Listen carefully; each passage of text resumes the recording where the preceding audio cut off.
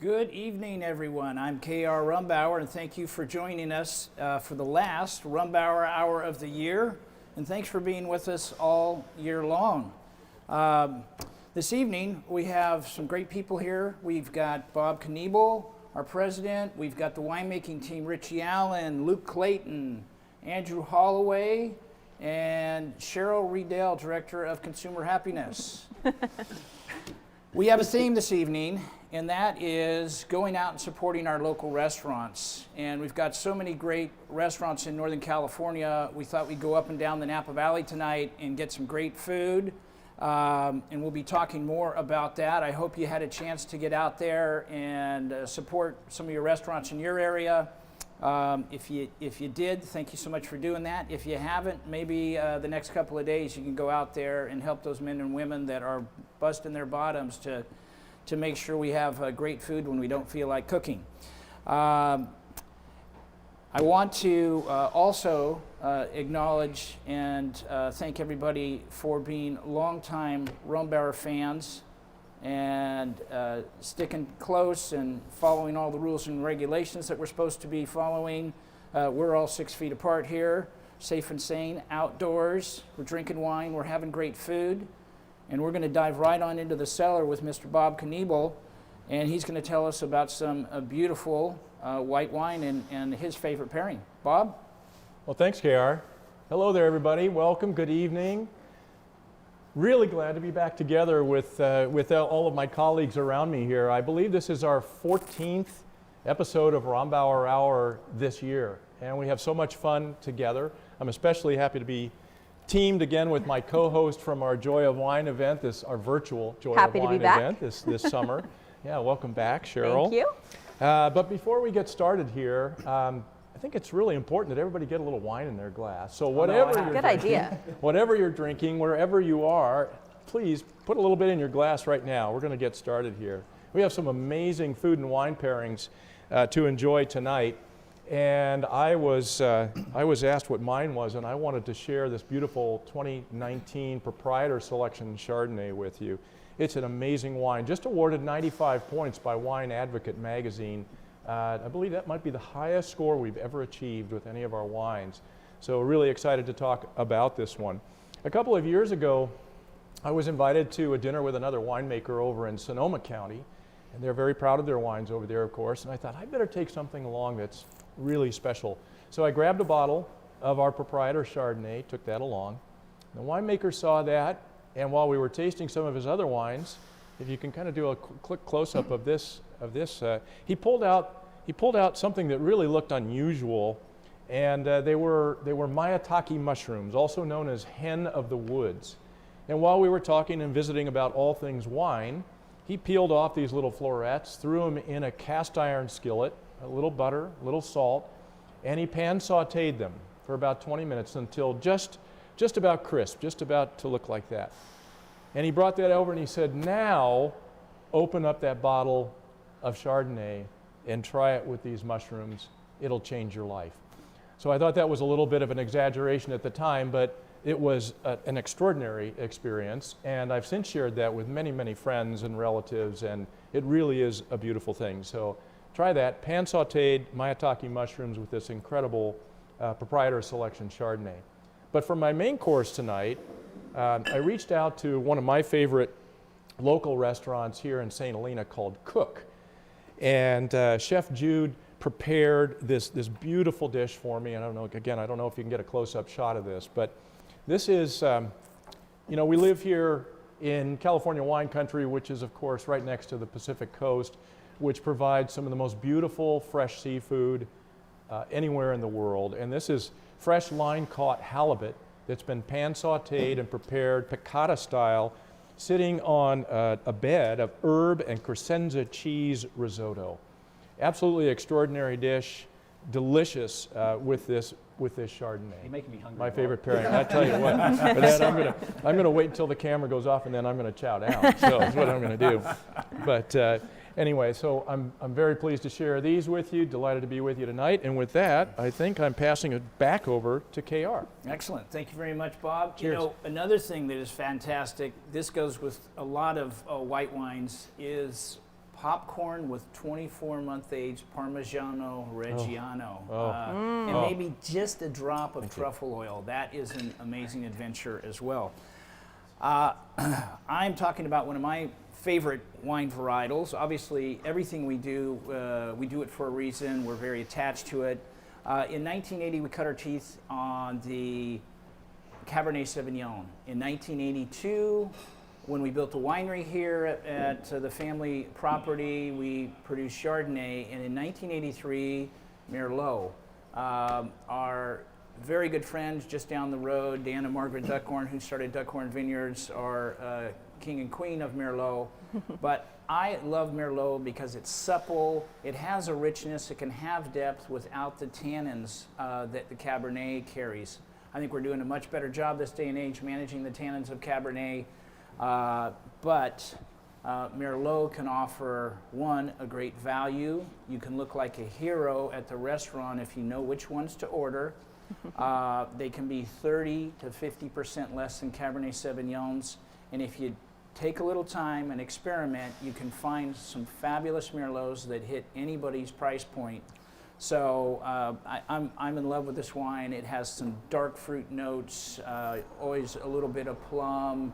It can have that currant. It can have that dark berry, kind of blueberry, blackberry, brambly component. Very subtle, albeit, but just a great wine. I am enjoying mine with some of the beautiful Skunka Bay salmon from this Calistoga Inn and Brewery. I'm going to lift that up and hopefully not spill it off my plate. A little broccolini and some gratin scalloped potatoes. I'm a sucker for, of course, any potatoes with cheese. And this is a hard-seared salmon, which I prefer. So don't be afraid to experiment with different, either, you know, I would say that any kind of red meat. I would say the pork tenderloin. The salmon is phenomenal. I've even had Arctic char, which has the oiliness of salmon with some Cabernets and Merlots. And then I think the winemaking team was just going to give us a little rundown, Luke or Andrew. And what's amazing with some red wines is you don't classically think of fish. You know, you think of a delicate food, but really the softness of Merlot with the acidity really brightens the fish and stands up to it really well. Yeah. But what I just tried, and I really want to go back to, is I just had one of those maitake mushrooms with this prop chard, and that really brings, I mean, it's amazing. It is. Really, the saltiness and that like umami character really bring out like the levels and depth of the wine. And what I really wanted to hit on was, you know, this is a really special wine for us. It's kind of the best of the Chardonnay of that year. And for us, when Chardonnay comes in, we whole cluster, we pick every block individually, we keep them separate, and the winemaking is very consistent across the board. Which this wine represents is a selection of the best, about 0.5% of all the Chardonnay that we think really represents the highest quality of that year. How many lots does that come from? Well, so let's just say for all of the Chardonnay, we have about 140 lots. So this generally comes from about 7. I mean, it depends year to year. This was about 7 in 2019. But what we're really trying to find is those best lots, and then what we do is go through every single barrel within that lot and find the best barrels. So it's really an individual barrel selection of those lots that then represent the best wine we can make of that year. And like Richie said, or Bob, you know, 95 points, the highest score we've ever gotten. I'd like to, you know, spearheaded that, so I'm 95-point boy here. Well, let's be honest. Like Andrew will like the barrel, Richie, I go, no, it's that barrel I make it. And fair enough. They're only the best. So we're going to bring that up in your review, Andrew. Now that you think you're in charge. So that's something important, though, is, you know, if all of us don't agree on that Chardonnay barrel making the cut, it doesn't. I mean, it's a yes or no question, and if there's any humming and hawing, it's out. It's pretty rare that happens, though. Like, no, it is. I'd say 90% of the time we're all like, yes, that barrel goes in. Yeah. But when it does happen, one of us goes, oh, I think it should go in. The other two are like, no. Well, and I will say, I think that's one of the biggest keys to consistency is not just the vineyard practices, the winemaking, but, you know, we've had that, you know, we've all been working on the white wines I've been here, you know, a decade Yep. as an intern starting a decade ago and then going through the ranks and really seeing it all develop. And so really having a true understanding of the vineyards, what the barrels impact, what, you know, what kind of winemaking we need to adjust year to year to make the consistent product that we're looking for is important. And I mean, you know, I wish I had some risotto to eat with it right now. Yeah.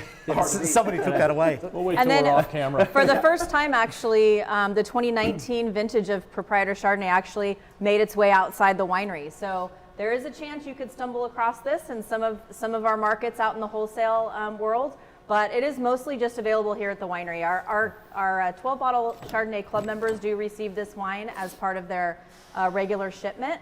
So if you're interested in purchasing this wine, let us know. But again, you may end up stumbling across it in your market. I heard that there was some in Texas recently. Someone came across it and gave us a call and said, "What is this beautiful bottle of Chardonnay I've never seen?" So Just in a few fine wine shops. Yes, Yeah, it's very, a stunning very few. stunning Yeah. bottle of wine, and we're really proud of it. And to Cheryl's point, sometimes when I'm out traveling selling wine, I run across some really special wines out there that I don't see in our area at the wineries. They've let some out as treats, and I go out there and I buy them. I take wine out on the road with me, and then I fill up my wine storage unit or suitcase and bring wines back. So if you see special wines out there and you're not sure about them, take a chance, buy some, because usually they really deliver. And the people that have the wine shops out there, they brought them in for a very special experience. Hey, I just wanted to mention some of the ways I enjoy wine. And this is a device, the Coravin, that I've been using for over 7 years, and it's the real deal. I used to open up bottles of wine. I'd write the date on the back of it. I'd carry a case of wine or 6 bottles of wine with me, and I'd take it over to a friend's house, and they'd be like, "Oh, you're doing this again. How long has this been open?" "Oh, only 5 days." With the Coravin, whatever I pour out of it has argon capsule in here. It's really cool. It works. I love it. I've been using it for 7 years. I can pour an ounce or 2 of wine in here and do that with 8, 10, 12 bottles, and maybe only be a half a bottle into it, so I don't drink too much. But not that there's anything wrong with that, of course, for health purposes. But what's left in the bottle lasts for bottle upwards of times a 10 year, bottles as is long as the 5 cork's in great shape. So great Christmas present for all those wine lovers out there, and it really, really works. I can't tell you how many people I run into. I'm like, "Do you have a Coravin by chance? I have an incredible cellar." And lo and behold, there's one of these sitting in the back. And I say, "Hey, would you mind if I open it up and show you how to use this?" And then they're like, "Hey, I wonder if this 10-year-old bottle of wine's good, or this 15-year-old bottle of wine, or this 20-year-old bottle of wine."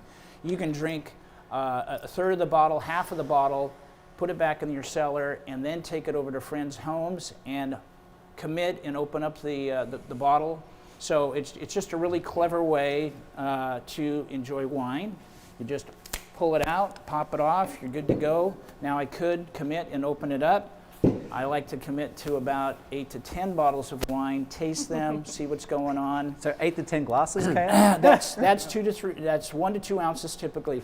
And if you have older wines in your cellar, there's never a better time than now to open those up and try them. Old wines get older. They're not going to get fresher and younger. They integrate, but you hit a point where they're starting to go downhill. So if you have an old bottle of wine and you have family and friends over, open that up, have 1 or 2 backup bottles, and go for it and have fun. Save some of your younger wines, let those age 3, 5, 6, 8 years. All right. Well, that's great. It kind of takes the guesswork out of your cellar a little bit, right? It does. Yes, it does. For people wondering, I wonder if this wine is good right now. Should I wait? Should I not wait? You can try it out. And I would just like to say I'm pretty much, I love Merlots out of California, Washington State, other regions. A well done Merlot is just a beautiful drink. So experiment, have fun with it. Try some. There's expensive Merlots out there, $2,000 a bottle, Chateau Petrus. There's Chateau Le Pin. There's beautiful California wines out of Napa, Sonoma County that are $100, $80, $50, $20. Bogle makes some beautiful $10, $12 Merlots, all over the board. Experiment, enjoy wines, drink wines. All right, who's next here? So what makes that Merlot special? Our Merlot. Well, this is fruit from the Napa Carneros area. Yep. And we have tried Merlot from a lot of different appellations throughout the Napa Valley. and the care and gentle handling that it gets from the winemaking team is a big part of it. Thank you. I was looking for a plug. It is definitely a staff favorite. Well, before we move on, actually, we've got a question from a comment, Richie, Viewer. which you can answer. A viewer, yes. A viewer. Which is actually kind of funny, Kay. I just talked about the core of him. But say you don't have one, Richie, and you commit, you pop that baby, let's say for the Chardonnay. Yeah. How long will that last open, and how should you store it? And then once you've done the Chardonnay, why don't you talk about the Merlot? So How you should do that as well. the younger the wine, the longer it's going to keep. So with any wine, if I'm going to save it a couple of days, if I'm going to save it a couple of days, I'll put it in the fridge. So a white wine like the Sauvignon Blanc or the Chardonnay, the Prop Chardonnay, if I open it and I don't finish the bottle, put the cork in, put it in the fridge, and it'll get you another 1 or 2 days, and it'll still be bright and fresh. By day 3, you're going to start to see a little bit of a change in the wine. With the reds, it really depends how young it is. And if you're drinking the current release, which is we're pouring 2018 Merlot. So honestly, like my favorite thing to do with the 18s at the moment is open the bottle that night, take out a glass, put the cork back in and leave it, and come back 2 days later. And 2 days later, you're going to see what the wine's going to taste like in 3 or 4 years. And that's my favorite thing to do. So white wines, if you put it in the fridge 2 or 3 days, red wines, you can probably get 3 or 4. As long as the majority of the bottle is still full. So it's like a time machine. It is a bit like a time You machine. can see the It future is. 3 years ahead. Now, Or you can do chaos, drink core a minute. And Richie is absolutely, technically 100% correct. I look at the world as my glass every day when I get up is half full. And I know from research and development, testing 1 or 2 bottles of wine at home over the last 46 years, I am absolutely amazed and surprised and delighted. I've opened up 20-year-old wines. I've opened up current release wines. I'll date them. And I've tried wines 5, 7, 10 days out. You're right. They do start to unravel. Absolutely, and I don't know if you want to say they get a little stressed out or they start to get tired. I'm going to say that they don't taste as the winemaker intended after 7 days. Yes. But I am always surprised when I go back to a bottle of wine 3 days, 5 days, 7 days, and I'm like, holy smokes, I'm trying a wine that I opened up 7 days ago. I ripped the cork out, and somebody brought it over. I'm like, yeah, that's okay. And we try it 3, 5, 7 days later, and it is completely different animal, and I mean that in a good way. But and is that why people might want to use like a wine breather or an aerator? Yeah, so when the wine's young, especially my favorite thing to do when we're bottling wine is to take a bottle off the line, open it that night, pour out a tiny amount, and then put the bottle down and let it sit. And that's a slow process of aeration over a couple of days. Slow. But if you have one of the Venturis, if you have a young red wine, especially young Napa Valley wine, pouring it through a Venturi or a decanter and getting some air into it, but then you have to commit to the whole bottle, KR. You could pour. No. I could pour half of the bottle in here, put the cork back in. This is what I'm going to drink, and this is what it's going to be exposed to. Or you can corvin it. I know a lot of our consumers have questions about aeration, why not, when, basically, how old? the younger the wine is, the more air it can handle. And the then, older the wine is, the more fragile it becomes. So a really young wine in the first couple of years of bottling is going to handle a lot more air, especially a big full-bodied red wine like Cabernet or our Zinfandel. But if you're looking at wines that are 10, 15, 20 years old, the more air it gets, that window of time to drink becomes smaller. Right, so less necessary. So less necessary, use The only reason you decant a very old wine is to get rid of a little bit of bottle stench and to remove the sediment, which is polymerized tannin, which drops out. Yeah. But if it's a very ancient wine, let's say we're drinking like a 40-year-old Napa Cab, you might only have 10 or 15 minutes where the wine's going to be at its peak, and you should enjoy it. Yeah. Open it, put it in the glass, smell it initially. If there's a little bit of what we call bottle stench or bottle funk, it will potentially blow off as you swirl it around. But it's going to change pretty rapidly, and it's going to get tired. Once again, if you're in question about that particular older bottle in your wine collection, open it up and drink it. It's not going to get a whole lot better probably after 20, 30, 40 years. Probably the question we get the most is, when should I drink this bottle of wine? And speaking of that, we touched a little bit on the Chardonnay, and I know we have a lot of Chardonnay fans out there that might be listening. Yep. And we've had actually some recent communication with people about storing their wine in their refrigerator for a year Yep. and then pulling it out, and there's some interesting things that can happen. So can you talk about, briefly, like what the best way to store your Chardonnay is and how long it can really be in your refrigerator unopened without those tartrates starting to show up? Okay, so when you put wine in a refrigerator or at a low temperature or even sub-zero, one thing that's going to happen is you're going to start to drop tartrate crystals, which is completely natural. They look like a really fine white diamonds or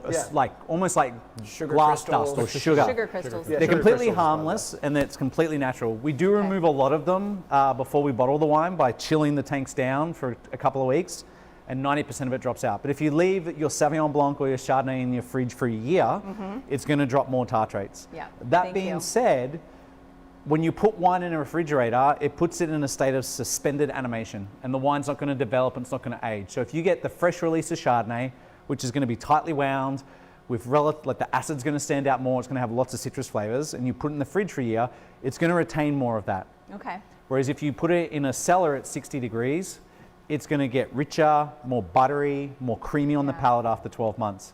Perfect. So Thank you. I think that's really, it's really important for people to understand, like, what can happen to a wine just by the way that you're handling it once you receive it at home. I mean, we're seeing customers in Minnesota who have cellars, and it gets really cold. colder than I could possibly imagine in Minnesota. And Look how many layers he's got on. Exactly, more layers than anyone else, and it drops tartrate crystals, Yes. and it's just a function of temperature. Do you know anybody who actually keeps our Chardonnay for 12 months? No, I've heard rumors. I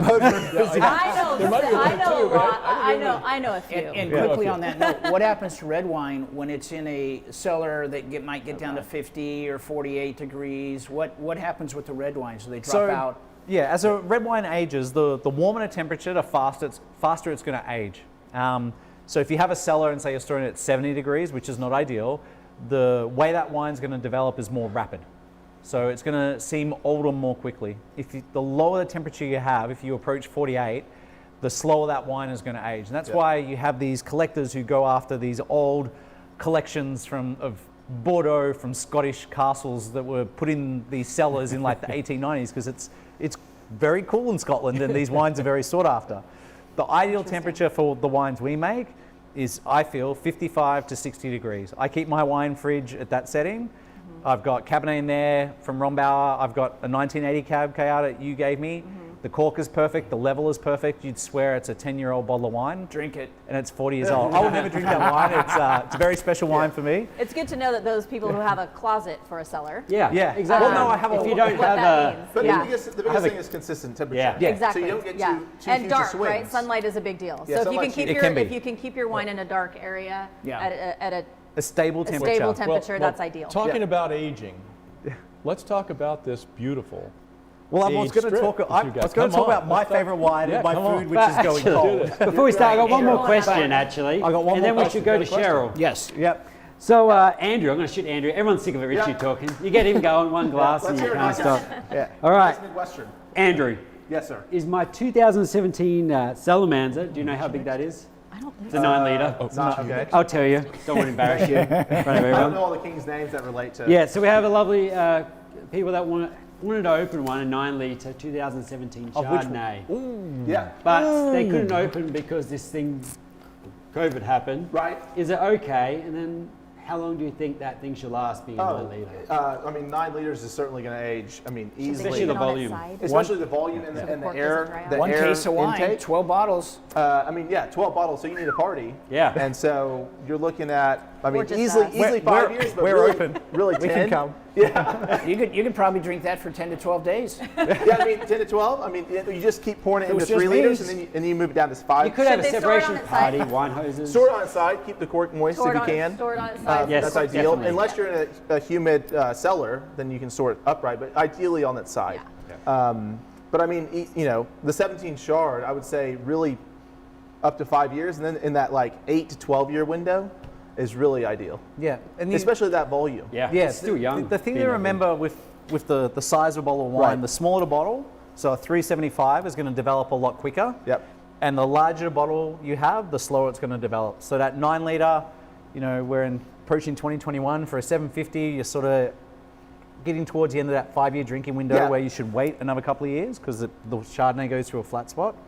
But that big bottle, like honestly, it'll be awesome. It'll be such a big bottle. You'll be safe for the near future. Yeah, future. absolutely. Excellent. Well, I'm out of wine in my glass, and Yeah, so let's Cheryl's going to come, and I want her before she starts and just the savior. give me a little splash Absolutely. of her Twin Rivers, Which is Eldorado Andrew's Zinfandel. favorite My wine. favorite wine. Well, look, we pair well. So my favorite wine is the Twin Rivers Zinfandel. It is our Eldorado Zinfandel, and it is absolutely beautiful and partly sentimental for me because I remember back in the 90s when we made a little bit of Zinfandel and we picked up some beautiful fruit up in the Eldorado area, and we started to increase that production. And so in 1997, we made the first Eldorado Zinfandel that made its way out into the wholesale market. And that kind of put us on the map for Zinfandel. People started to really get their hands on it. They started to enjoy it outside the winery setting. Well, speaking of maps, and that was where really is exciting. Eldorado? What is Eldorado? Eldorado is in the Sierra foothills. It is actually our new facility. So we kind of a backstory on this vineyard. We purchased this vineyard in 2011 after having our eye on it for about a decade. We were lucky enough to purchase this vineyard in 2011, hoping to purchase the property, the facility, the winery facility that came with it.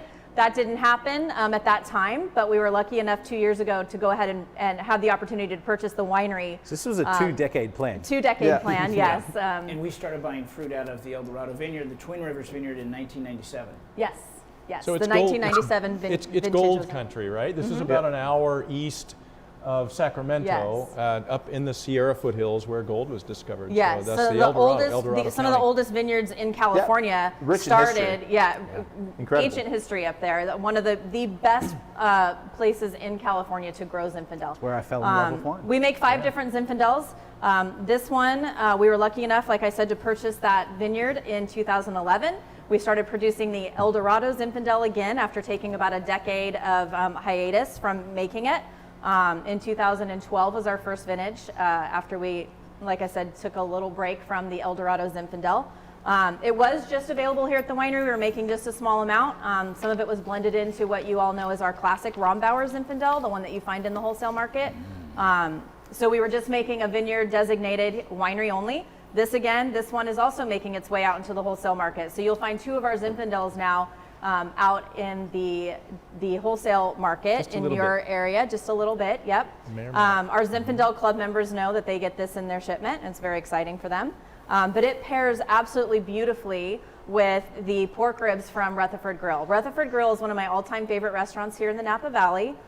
They do a beautiful job on many, many dishes, but this wine and this food pairing is absolutely stunning. What happens when you drink this wine with this food, all of those beautiful flavors just really open up, and it's just incredible. I will say, though, that I enjoy the Zinfandel all by itself. So food is not necessarily required for me. I will drink And a we just glass pop the or cork and 2 of drink this it. with Happiness, no food. happiness. Yeah. That's exactly right. The Yeah. Twin Rivers, it's just compared to the regular, the classic Rombauer, it's just got that more darker, It rich does. sort of profile. Yeah, it's a depth of. It's a little of drier, I think. Yeah, so the winemaking's the same, but we're looking for a fruit with more depth, more concentration to make this wine. And it's a selection of a couple of blocks from the Twin Rivers vineyard. This was actually my first day of employment. I actually drank a bottle of this with your dad, KR, up at his house. Amen. And I'll Rolled never home. forget it. Roll down to the bottom of the hill to the harvest house. So it was like, It's a little high octane. it is definitely high octane, but it's, I mean, Andrew can talk about the winemaking. It's all about depth and concentration. And it's Yeah, not it's that more we're about try- the vineyard. Right, Yeah. and it's not that we're trying to make high alcohol wines. We're trying to No. make wines that have aroma, flavor, depth, texture. The It's longer we beautiful. leave that fruit on the Right. vine, we get those aromas and flavors that we find so attractive. Yeah, I mean, we find the best expression of this Zinfandel at the level that we pick it. Yeah. And I mean, we're not looking for a little wimpy 13% Zinfandel. It's something that we really think expresses Zinfandel the best. Tell us how you really feel. Well, I just mean like you're looking at ribs and Zinfandel right now. You want bold flavors to match up to that barbecue. Something to stand up Pot to. And this is roast. 100%. This is vineyard designated 100% Zinfandel from our Twin Rivers vineyard. So Yeah, and it's A little bit of petite sirah there. Yeah. but that's still from our still vineyard. from so. Twin Rivers. Yeah, but I Yes, mean, bring on the yes. brisket, bring on pot roast, Yeah. any- Short ribs. man, Yeah. short Brownies. ribs. Stunning. As a Midwestern boy, oh Jesus. Little bit, Taxi. any food with a little bit of spice in our pretty good Zinfandel is anywhere. stunning. Yeah. It wouldn't be a night with Andrew if he didn't spill Yes. a glass of wine. I don't know what they taught you in Oklahoma, Andrew.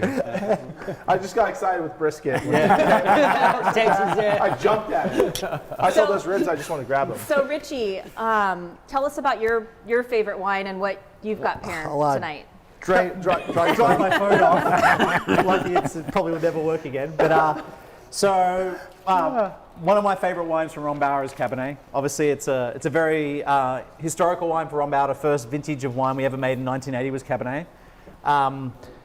And for many years, we made a wine called need a Diamond microwave. Selection, which is our top tier of Cabernet. It's a reserve Cabernet. You'll see it out in the market at really high-end retailers and restaurants. And how this wine differs from other wines is that it's like the proprietor Chardonnay. It's a selection of the best barrels from the best lot. So in a normal year of Cabernet, we'll have anywhere from 50 to 65 lots. We go through the winemaking team, we blend those together to make our Napa Cab, and we select out the best 10%. Yep. We retaste those separately, and from those, we make a blend, and then from that blend, we go and select barrels, and we're looking for perfect barrels. The main difference between the Diamond Selection, other than the barrel selection, and the Napa Cabernet, is that with the Diamond Selection, we're doing entirely barrel fermentation. So we take 200 pounds of grapes, ferment them in a French oak barrel. We roll the barrel in a room right behind me over here. When it's finished fermenting, we drain the barrel, we take the head off again, drain the skins out, press it, and then the wine is aged back in the barrel in which it was fermented. And this gives the wine more depth, Yeah. more concentration, more richness. It's a lot of work. I mean, we don't want to just see the interns lose weight doing it. There's also, what you see in the bottle is a plushness on the mid palate, and something that I think consistently year to year is that liqueuriness of cassis. Absolutely. The Yeah. density of fruit, that dark fruit profile, the plushness and elegance on the profile. Let me fill your glass Yeah, back thank up you. for you, Andrew, because you spilled it all over me. Thank you. Like you Richie. spilled Chardonnay, so you didn't make a mess. I did that Richie, on the purpose. barrel fermentation process, can you explain what characteristics that does to the wine? Yep, so the earlier you get a wine into a barrel, the more seamless the integration, the oak flavor and the fruit flavor. And you see that very often in Chardonnay because we ferment entirely in barrel, but it's very unusual to do it in a red wine. When you do it with a red wine, it's way more labor intensive because you're going into the barrel with the skins to extract all the color and tannin. Right. Then you've got to take that wine out of the barrel for skins, press it, and put it back in the barrel. So you get a much more seamless integration of oak and fruit, you get more depth on the mid palate, and you get a bigger build on the finish of the wine. It's something we, like literally, in 2004 when I started here, we would ferment in a hogshead, which is a 300 litre barrel, sit on its head and we'd plunge it. Then we did puncheons, which is a 500 litre barrel, and we toyed around with all these different techniques, and eventually we settled on a small French oak barrel, what we call a barrique, which is 60 gallons or 225 litres. We pop the head off, 200 pounds of fruit, we have custom-made scales to measure it, we ferment it, and we roll the barrel on specially made 400. racks. Yeah. It's 400. It's 400? You're getting 400 started. pounds of fruit. Just saying. 500-pound barrel. Would you Yeah. do it with all varieties like Zinfandel or other You've ones? got like to have enough fruit intensity to stand up to the oak. So if you did it with Zinfandel, because Zinfandel is a little more Well, delicate in its flavor profile, if you did it with all new oak, it would overpower the wine. So you can only do it with the most powerful of wines, which is Cabernet, and most of that Cabernet ends up in the Yeah, Diamond I mean, Selection. you need the tannin structure to be able to withstand it. I think Exactly. I remember you saying it's almost like aging the wine 10 years. Yeah, because From you get a softening of from the, a softening Yeah. point, of the and it gets tannins. the tannin integrated with the Yes. fruit and the oak Yeah. profile it's for sure. It's my favorite Well, Cabernet. the It's most amazing. important Desert thing is Island what wine. food Yes. we're I pairing know, it because with. I was going to say, Richie, Yes. what you got in What- front of you what- and what what have Andrew there? has in What I front was of him trying to and what grab I've was got in on front my of I'm me going to move it away looks from pretty Andrew. delicious. But one of my favorite restaurants is in St. Helena. It's Press, and they do a 45-day New York bone-in steak that's dry aged with some Brussels sprouts and potato. It is an absolutely amazing dish, but it has enough, because it's a dry aged steak, it has enough flavor to stand up to the Diamond Cabernet. And so you need maybe not as much flavor as the ribs that you had, but this particular steak, that dry aged flavor is something I love, and I love it with It almost gets like a wine. gaminess, and it plays, the fat and the tannins play off each other and really bring out the fruit on the wine. And then just that plus texture, you're not really trying to tame that. It's just they're both standing up and kind of complementing each other. I know that Reagan Rombauer likes to say that, you know, diamonds are a girl's best friend. Hear that, husbands? It's a beautiful wine. So, yeah, you know, Andrew, those who watched our past live stream, I would have thought Richie would have went lamb or something. I Andrew, know. wouldn't you? I know. I wanted to go lamb, Well, lamb also goes well. He's becoming too American. I can almost understand him. but we had trouble getting a rack of lamb tonight, so It's trouble catching the lamb. yeah. Well, what else could you wasn't too have lack with of it? effort. You know, if you don't like steak, you know, what else? Like, I would like a roast. Well, you know, I think with roast this kind of pork or wine something? with the plushness on it, it's just a cheeseburger, like Oh, yeah. like really good cheeseburger with a Cabernet. What's the burgers I mean, it's we like had with Patrick, our viticulturist? The the brisket burgers. a brisket burger. It's like So those of you that are in our Cabernet Club, you did receive 2 bottles of this beautiful 2016 Diamond Cab, which received 93 points in the Wine Spectator. It is absolutely stunning wine. and the Wine Advocate And the Wine Advocate, consistently scores 90 plus yes. points. It is beautiful. Consistency is our middle name. Yes. This I think one we're- could do with a. Do you think this one could do with a decanting or a little air before Absolutely. you So drink this it? is a 16. It's a very young wine. Especially if you if want you- to enjoy this wine at its best, I would highly recommend throwing this in the decanter, giving it 20 minutes, and this one. and then savouring the bottle over a couple of hours for sure. Yeah. If you can Absolutely. wait that long. If you can wait that long. Speaking of savoring wines, Oh. I think we're going to shift gears here and now go over to how do we finish up an evening like this, but with a great dessert wine. KR, are you ready to? I am. So this is thank you, Bob, the very, very special wine. We wanted to do a dessert wine for a long, long time. We looked in different parts of the Napa Valley, and we just couldn't quite get the fruit that we wanted. It didn't have enough botrytis. We looked at Sauvignon Blanc and Yountville. We looked at some other areas. And we had some growers down in the Napa Carneros and Sonoma Carneros that were complaining about a little of the noble mold or the noble rot Botrytis cinerea that we're like, hey, we'll take that fruit, just leave it on the vine, let it hang. This is our first vintage, the 1997, I believe, Joy. And while this is very dark compared to the current release, that's a golden straw. This is still fresh and bright. The color has changed, but the aromas and the flavors are absolutely drop dead gorgeous. We've tasted some incredible wines this evening and had, I think, a lot of good discussion about it. There's a special wine that the winemaking team put together. It represents 1 barrel. We're calling it Joan. After my mother, Joan Rombauer, and this is just an amazing wine, super rich, and it's 100% Chardonnay. I'm going to let the winemaking team discuss how they go through this process, which is very technical, and it requires a lot of patience. But the end result is an absolutely gorgeous, rich. When typically when I have a dessert wine like this Joy, I'm going to have, not that I don't mind having the whole bottle, but early diabetes could kick in. Adult. I'll have 2-3 ounces.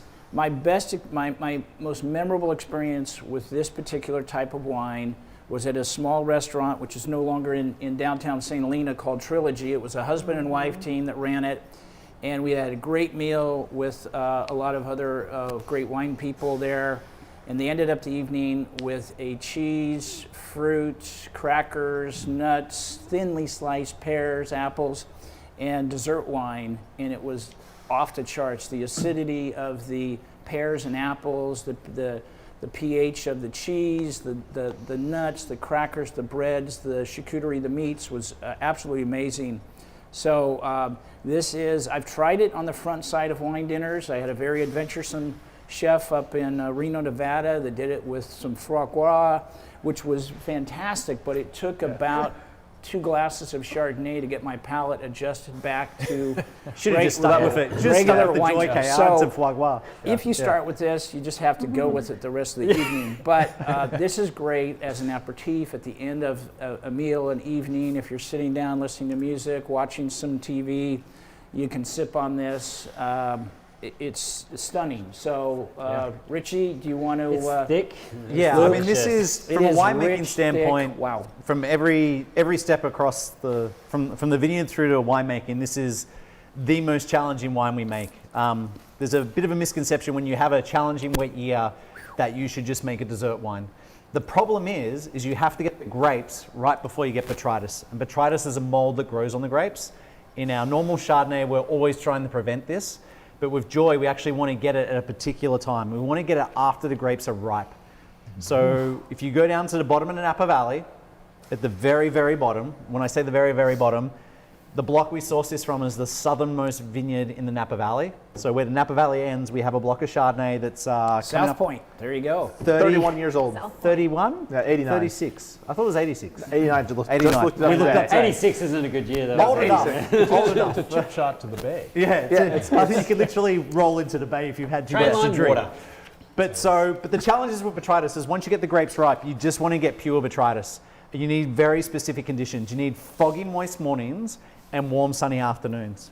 And if you get that, what happens is the botrytis, which is a mold, it grows under the skin of the grapes, and the afternoon when it gets warm, it sporulates. And these spores come out through the skin, and they basically allow the grape to dehydrate and concentrate. This is generally happens very late in the season, and the problem is quite often you get rain. If you get rain, that botrytis, then you get Acetobacter, Gluconobacter, and all these other black molds and green molds, Aspergillus, and you're done. Yeah. And you don't have just pure botrytis anymore. Which But is in- why we don't make this every year. Yeah, so we try and make it most years, but we don't get the right conditions. But when you have a perfect year and you have literally foggy mornings and sunny afternoons at the end of the season, you get unusual concentration. So if this particular year, We made 18, the which regular was- Joy. we made 18. regular Joy, which was the 2018. Yes. We had perfect conditions to grow pure botrytis on the grapes. And so you end up with very, very concentrated fruit. So in a normal year of Joy, we end up between 36 and 42 bricks. To give you, that's a measure of sugar, and to give you an idea of how ripe that is, we pick Chardonnay between 23 and 24 on average. So roughly twice as ripe is where we normally pick for Joy. In 2018, the free run, so the first juice that comes out of the press was 46 bricks, which is unusually high. So we knew we had something very, very special and super concentrated.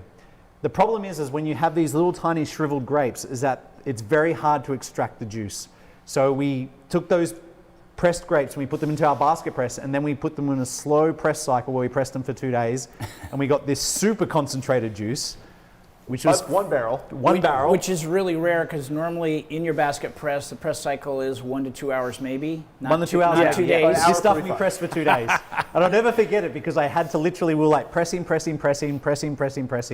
I'm like, right, we're done. I had to jump on a flight to DC with Bob for a dinner.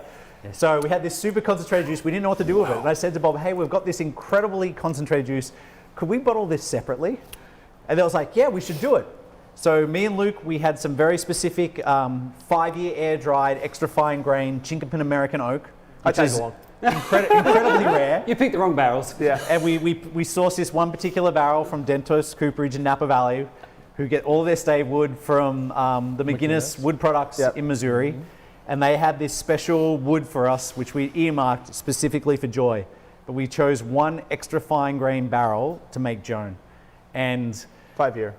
5-year air-dried, extra fine grain, Chinkapin, which is a specific species of American oak. And to get fine grain Chinkapin is exceedingly rare because it's a coarse grain American oak. And we made this wine. And it is, like I always say, Joy is like Rombauer Chardonnay on steroids. And Joan is like Joy on steroids. So this is, I mean, One barrel. This is like this quite possibly be I a don't know if we'll once ever in a get to make it again. lifetime Yeah. wine. I Yeah. mean, we may never have the conditions to ever produce another one of these That wines. is liquid candy. And how will that age? I mean, as it ages, will it continue to integrate and soften? It'll definitely soften. You'll start to see more of the roasted nut character, which you get from the botrytis, come out with age. The fruit profile is going to change slightly. But the beautiful thing about dessert wines, especially botrytis wines, is their ability to age. And this, I mean, Joy, you see the 97 there, even though it's dark. I've tried that wine recently. It's beautiful. Fresh as the day is young. Phenomenal. And the reason they get darker is the sugar oxidizes and changes color. It's not the wine oxidizing, it's the sugar. Yeah. And so that Joan, honestly, like I'm hoping when I retire that I know that's the one I'm going to open So when I like retire. when you're 90 or? So, we have an exciting announcement, actually. That's a great segue. We're doing a featured offer tonight, as we mentioned in our email to all of you to announce the Rombauer Hour for tonight. And our offer to you is the opportunity to purchase this wine. This has not been made available to anyone at this point. It's very, very rare. Like we said, there was a barrel of wine made. So if you're thinking about this size bottle, it would be 25 cases. I've That's got my it. 2 bottles. If you want an exceptional wine, of course it has a lot of sentimental value to those of us who adored Joan Rombauer. But it is available to you right now online with a 2-bottle limit per person. And I do think that to be able to show these bottles of joy here for you dessert wine lovers out there, if your bottle is turning darker color, don't worry, it's okay. We get a lot of questions about that, like, oh my gosh, I pulled my bottle out of my cellar and it must be ruined, it looks like chocolate. So long as that cork is not leaking, that It's wine wonderful. is totally and fine. I think what the other thing that's interesting is these are both the same vintage. So this is the 2018 Joy and this is the 2018 Jones, and you can see the difference in the color. It's darker caramel versus this beautiful straw honey color. We're going to open that bottle, right? So take advantage of this opportunity. It's absolutely a once in a lifetime wine, and we're super proud of it. And I know the winemakers, this was absolutely It's a labor of love. Yeah. Yes. But to your project, I mean, It's a lot of work, and my hat's Yeah. off to you guys. The patience that it requires to do barrel fermentations for Cabernets or to make some of these dessert wines, it is amazing, and bravo. This is truly a handmade wine. The way we lot picked of the hours. grapes, the way we pressed it, the way we looked after the single barrel, and the way we bottled it was all done by hand. But once again, ladies and gentlemen, if you have older bottles of wine in your root cellar, in your cellar, in wherever you're storing it, when I was in college, we took what we thought was the most stable temperature area of our little apartment on the second floor. We took a linen closet, we took out the lower 2 shelves, and that's where we kept our wine. It wasn't perfect, but it kept it at a consistent temperature and it was dark. Drink your older wines and let your younger wines age a little bit. It's an incredible experience with friends. I had a good friend that his family had some older wines, 40, 50, 60-year-old wines. I'll try them with he and his friends when they come up. They're not the best wines I've ever had in my life, but given that they're that old, it's an amazing experience. Appreciate the wines for where they're at in their life cycle. That's great. Hey, Andrew, what do you reckon we should pop that open and have some maybe some apple crisp I with was that gonna say later? peaches and cream. Fuck, well. Nah, I think apple crisps, guys. But You know what you're talking about. Even if Apple you crisp all savory, the if way. you just go Caramelized less savory, apple. like almonds, We know just Rich- some almonds. We know Richie's going to have a heart attack Maybe with frog guar. Vanilla Maybe some gelato. crepes. Vanilla gelato. gelato. Or you know what? At Cook, panna cotta. Okay. Oh, yeah. How about, do you have some trivia for Everybody, us? everybody Cheryl's out got there in some. Yes. virtual land. See if he's listening. Cheryl's got some trivia questions for those at home watching and see if you guys are listening or We'll not. see if you guys are awake still. Yeah. We haven't bored you to tears. I'm up Richie? So in your little chat box, you can answer these. It'll be like a multiple choice question for fun. So think back on what we've talked about tonight. What does Bob think pairs best with our proprietor Chardonnay? Is it A, halibut, B, lobster, C, fresh crab, or D, all of the above? More Chardonnay. I'm going to say eat more Chardonnay. Okay, second question. What was the first wine made by Rombauer Vineyards in 1980? What varietal? Was it A, Zinfandel, B, Cabernet Sauvignon, or C, Chardonnay? Question mark. D, orange wine. Dun, dun, dun, dun. Quiet from the peanut gallery. Question number 3. What is our new dessert wine called? A, Kerner, B, Generation, or C, Joan? I don't know what happens next, but We can't see- I'm not sure if there's a winner can't of see this all the scrolls. I'm competition, looking for but something to happen. we can't see your answers. So hopefully y'all are participating. I'm going to guess it's bragging rights online. I think so. Yeah. Yeah. I think so. Yeah, it's Mom, not you got them all reality wrong. over Somewhere in ether space, it's happening. Yeah. we just Exactly. can't see it. There's a- Yeah. Well, I think we're going to hand. Oh, and the answers then, Cheryl. what were the answers? Of course. Thank you, Luke. Don't thank me. Thank you, Heather. Okay, question number 1. Bob thinks that the proprietor Chardonnay pairs best with halibut. Actually, all of the above. All of the above, But yeah. he paired it with halibut tonight. So there were no wrong answers. There were no wrong answers. Cabernet Sauvignon was our very first varietal, produced in 1980. And our new dessert wine, of course, is called Joan. Which is awesome. It's a pretty bottle. It's Yeah. such It's a beautiful. nice bottle. Only a very small amount. Well, on that note, let's shift gears and talk for just another minute here. But put some wine in your glass, guys. Of course. I know we have an evaporation try that problem. one. Thank you Your for giving glasses us seem to permission be to do empty. that. Spill problems. And please, all of you at home, because we want to raise a glass in a toast to you. You know, we have been celebrating our 40th year in the wine business all year long, and I look back and think about some standards and some constants over the course of the history of Rombauer Vineyards, and one of those constants has been the philanthropy, the generosity of the Rombauer family. For decades, the Rombauer family has been contributing annually and generously to youth support and to agricultural programs and to health and human services programs and to veteran support groups. This year presented us with an additional challenge, right? We all know what we've been through this year, and beginning in the spring, as things started to shut down, as restaurants in particular started to close, we saw some great concern expressed all over the country and here locally. So the company immediately went into action, and the family, and agreed that we would begin to support food banks in all 3 of the regions in which we operate here in California wine country. We paired up with several of our distributors across the country to support restaurant workers and sommelier support groups for all of those people who've been unemployed for much of this year, and will continue to do that. And then a little bit later on in the year, here in late September, we had the glass fire, of course, happen in late September, and there were 11 fire departments who worked really heroically here on our property to help us save the winery buildings. And as a way of saying thank you, or at least to try to say thank you, we've made a generous donation to each of those 11 fire departments. But here's the point. We couldn't have done that if it weren't for you, all of you across the country and around the world who support our brand and continue to buy and enjoy the wines that our winemakers produce. And it's because of you and your generosity and your support that we were able to support people truly in need this year. So with that, here's to you, a cheers to you, a toast to you, and to all of us. Cheers. There we go. Cheers, mate. Cheers. Cheers. Yeah. Cheers.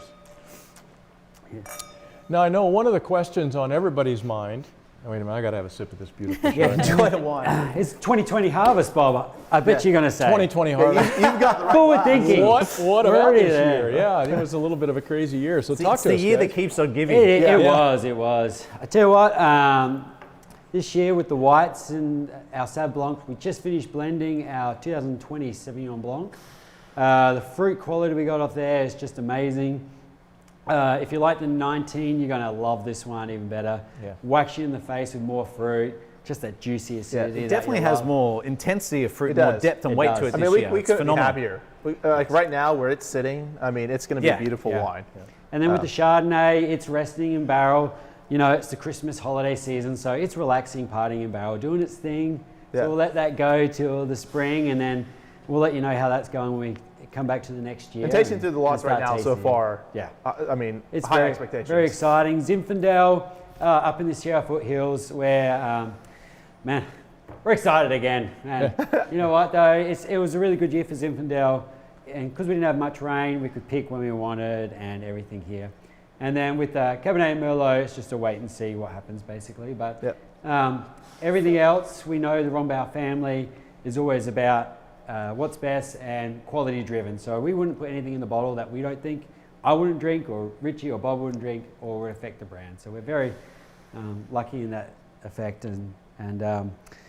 But yeah, I know Cheryl has some virtual tastings. I Well, do. before we get to that, just talking about the 2020 Sauvignon Blanc. Yes. And I've had a chance to taste a little bit of that alongside with you here recently. It is exceptional. I mean, it is really, really beautiful. When do you think? And we have to get it out because we know we have we're We have out a in the lot middle of place. consumers. question. Yeah. Yeah, we have scratching a the lot door. of consumers that are very anxious Yeah. and quite surprised that we no longer have the 2019 Sauvignon Blanc available. As we sold out, much to our surprise, quite earlier than we expected to, and we're all very anxious for this next beautiful vintage of Sauvignon Blanc. Thanks for looking at me, Cheryl. Don't So look what at do you him. think, Richie? So, I mean, the January challenge- 15th we'll start bottling. The challenge with every wine is to make more, right? Right. And we want to protect the quality. So we made as much as we could of the 19. We made a little bit more of the 2020. As Luke said, it's phenomenal. And Bob, we just finished blending it. I'm very excited. We will start bottling January 15th. So February Okay, 1st. early February. Yeah. Early February. Okay, y'all we'll heard that here we'll first. start shipping We'll to be ready to go. consumers. Truck's out the door. Yeah, that being said, like there's a lot of steps that have to happen between now and then. Of But I'm course. highly confident, knowing where the wine is, what we've blended, what we've tasted, that by February 1st, you should be able to order it.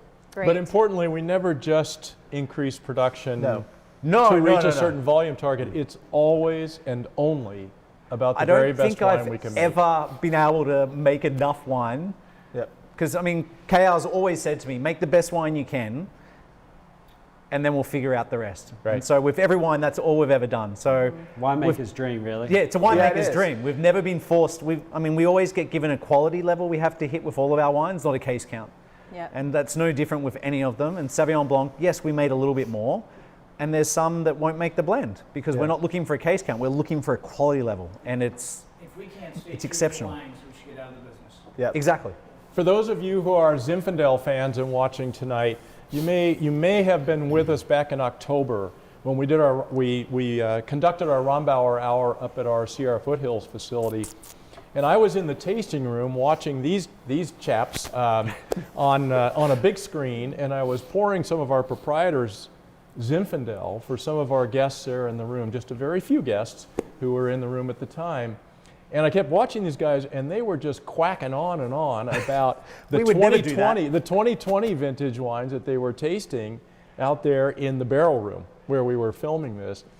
And when it was, I wait a minute, I'm drinking the proprietors in, and it's absolutely stunning. You guys, it must really be something special. So immediately after that session, I ran out to the barrel room and started tasting a little bit with them. And I just to tease you a little bit, those of you who are our Zinfandel fans, the 19 vintage is incredible. The 20 vintage is epic. It's I'm just gonna definitely, say it is It's definitely epic. a rarity. Yeah. It's so good. So get in line now with Cheryl. And That one's really gonna segue, Talk about throwing the ball back to you, Cheryl. But before we go to her, in the comments, there's actually a survey that we would like you guys to answer if we wish, please. And add your comments and what you guys want us to yak about next year. Yeah. We're doing these every third It'll be Thursday. the third Thursday of every month. Yep. Our next Rombauer Hour will be January 21st. More information to come on the details of that. But we do have a lot of really fun, amazing Rombauer Hours planned for 2021. Hopefully we'll be able to get out and about and come see you in person. We'll see how that goes. But in the meantime, keep tuning in and visiting with us on Rombauer Hour. We would love to know if there's certain topics that you would want us to touch on, if there's certain things that you'd like to know about or you'd like us to cover on Rombauer Hour. So please fill out that survey that's online now. But more so, you don't need to wait for Rombauer Hour. If you are having an event, a social event at home, we would love to join you in your home for a private virtual tasting. Our tasting room staff is super excited to do these virtual tastings. They're a lot of fun. Co-workers, they can be a get-together for co-workers, family, friends from all over. It's a great way to come together via Zoom virtually, and we can customize these private tastings to pretty much whatever you want for your group. So we can do food pairing. We can go down the food pairing road. You can learn about the different varietals that Rombauer produces and all about the brand itself. We can focus on a couple of wines. There's no purchase necessary for these. We would love for you to go out and grab a bottle of wine from your local retail shop in your area to join us. Of course, we're happy to ship wine to you from the winery. But really, it's all about us just coming together with you. You don't even need wine. I mean, if you're just curious about what we're doing and you want to meet up with one of our tasting hosts and learn about the winery and about the winery areas that we source our grapes from, we're happy to do that too. So I guess my point is we're happy to join you virtually anytime, anywhere. These Rombauer hours are a lot of fun as well. Yeah. Let us crash your party at home. We've actually been asked to do one in Brazil, haven't we, Luke? Oh, yeah. Yes, we can do these anytime, 7 days a week. Anywhere in the world. You just reach out to us online. You can book one of these online. You can book one by calling our amazing, wonderful customer service team. So we are here 7 days a week for you. Just let us know what you need. We do have one more trivia question that Luke insisted we ask tonight, and that is, which of the three winemakers do you think is the most handsome? Well, I don't know why the camera even went that side. Just come over here, baby. Andrew. So now you need to vote now. Let's light the vote. Come on. Oh, the vote's in. Hello, ladies. Vote for the guy you can understand. I think I ought to get some credit for being the only woman up here. Cheers to that. Yeah. Well, Girl power. thanks for asking that, Bob. That is so ridiculous, I'm not even going to entertain it. Well, thank you for having us. Yes. Okay, I Back think to you. And with that being said, we are just a few minutes over. Thank you so much for your patience. Thank you for being here. I'd like to leave you with a little prayer of happiness from another family that my wife and daughter and I had a chance to spend a lot of time with. And it goes like this. Within this happy circle, may evil never come, but peace and love and happiness make up our daily sum. So you can adopt that. It's easy, it's beautiful, it's simple, and I'd like to thank all of you for being here with us, enjoying our family wines. I'd like to thank Kerner and Joan Rombauer for having the fortitude, the inspiration to start Rombauer Vineyards and bring the family to the Napa Valley in 1972, start Rombauer Vineyards in 1980. I can guarantee you this, it was a tremendous amount of work, but it has been one heck of a ride. I'd like to wish everybody happy holidays, Merry Christmas, and a Happy New Year coming your way. Drink wine, live fine. Cheers. Cheers. Cheers, everyone. Merry Christmas, everyone. Merry Christmas. Merry Christmas, everyone. Merry Christmas.